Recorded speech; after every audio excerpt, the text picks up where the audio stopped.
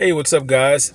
I'm here doing a quick video for those people that are considering the Stelvio, but you're hung up on the infotainment system because you hear all these negative reviews. And I want to share something because this is one of my major concerns with this vehicle, and it's what made me actually miss 2 to 3 vehicles that were better equipped and cheaper, because I was going back and forth seeing if there were alternatives to the base system, the factory system, wondering could I really live with it, because I was listening to some guys on the internet. Okay, well, and then I'm talking to you on the internet. But anyway, uh, the first thing is these controllers, and they're kind of backlit right now. A lot of guys say that they're cheap. Okay, and I'm going to share with you. I disagree. I know, because sometimes I big on my watches being heavy to feel quality for me and stuff like that. But I came to realize that the buttons do not feel cheap. It's simply that they're light. And sometimes people equate something being light with being cheap, right? Which we know sometimes it's not the case. Just like titanium and other things that are very light but very strong and very durable. These buttons seem very durable and they don't feel cheap. But if something feels light to you in your hand, you associate light with cheap, that's where that's coming from. But they seem like they're totally durable, and they feel tactile and everything. They're totally fine. Okay, that's number one. Number two, the menu is, I have a USB drive. It took over a day for it to register it. I don't quite know why. Maybe it wasn't pushed in all the way or something. But it plays my USB music, and I'll show you. Go back, go to media. It will stream from my phone and my USB. My phone, play music off my phone or my Pandora. I just have to launch it first. When it comes to the information on my USB drive that's put in, it pulls up the album art and the music just fine. And that's really important to me, that it actually could pull that information up. And you see that it does without any issue. And I love the split screen, and they really rag on that. But if you didn't have the split screen, it would just be kind of like one big blank area, not without a lot on there. And that does kind of bother me. But I actually like the fact that you can have a split screen. And my buddy's gonna be mad at me because I'm always come over to his place to film, but he has a garage and everything, and I really like the fact that it's dark and I can film in the dark. But anyway, so because I see him back there kind of waiting. But anyway, so you can go through that. It must have a CD-ROM drive. I don't know where it is. Really don't care who uses those. You can go access your radio. The satellite account is still going, and so I'm gonna rock it until they turn it off. You can change your stations here, browse through different stations right here, but I'm not doing that. You can have your favorites, your phone, navigation, car settings, tires. One of my tires must have a nail in it, that back right one, because it keeps going low and I keep putting air in it. The dealership was crap. They didn't change that.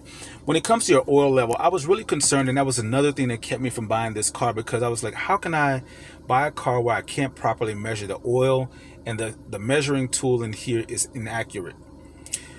What I've kind of gathered after doing a lot of research and watching a lot of videos is people change the oil and they immediately start the car and they come in and look at the oil level, right? And it always says it's low.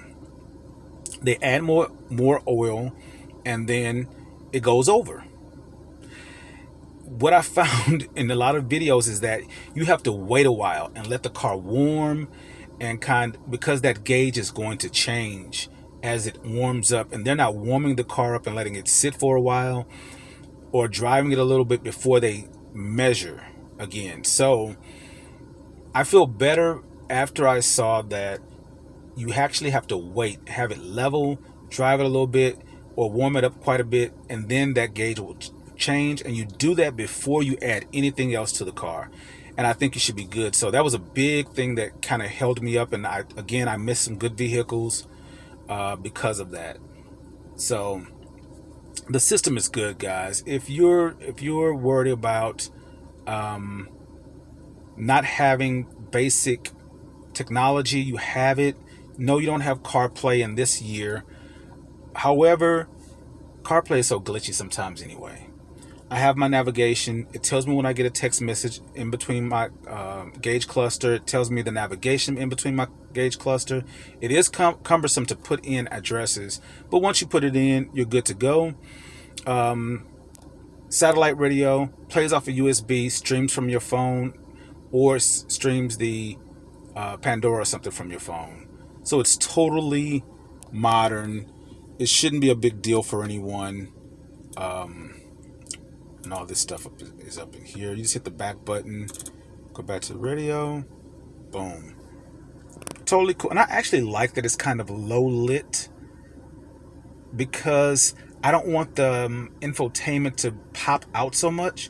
I don't care how modern it looks to you right now. Any car, after a while, technology is going to age. Just like this ages, and every car is going to age. And if it's on full display all the time, it's going to age your car even more. So that's why I actually like that they have simple gauges with information in between, and it's nicely lit and crisp. Keep it simple for me, because when it's all that technology, that's cool while it's new. But as soon as it's a few years and something else new comes out, like the Cadillac with the 32-inch curved OLED, or whatever you call it, OLED,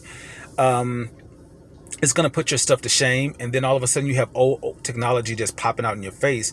With something like this, when they make technology kind of like second place, it means that it doesn't age as bad.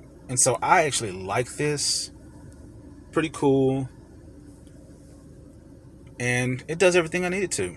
So if you're on the fence about buying this car because of the infotainment, and you just need basic things like I mentioned before, you're totally fine. Don't worry about the reviewers. The only hang up would be is that smaller screen. I just couldn't live with that. There's an Android aftermarket option for those people. However, I've bought that for several of my cars, and they always have some kind of glitch. Some you can live with, but the unit for this car, the cheapest I found, is 8 something, and I just could not live with the glitch for $800 and something. I lived with it for $500, but not 8. So I guess that's all relative also to how much money you have to spend. So if you have any questions about the system or anything, let me know, or you have any additional comments, because I wanted to share this because it held me up. I missed some good deals, and I want to assure people who want basic, nice technology, if you get the car with the upgraded navigation system with the 8.8, you're good. It does everything. The buttons don't feel cheap. You can do most modern things with the car that most people need. You're good. Don't even worry about it, guys. So if you have any other questions, let me know in the comments.